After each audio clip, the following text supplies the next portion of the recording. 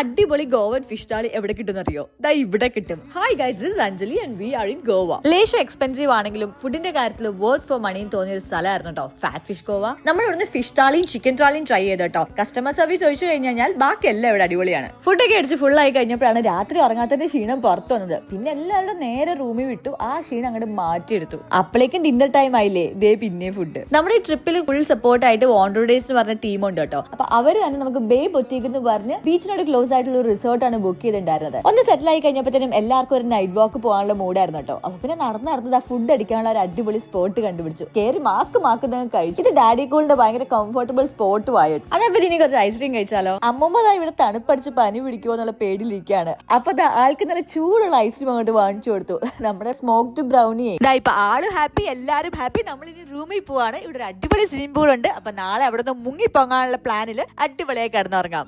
Bye bye.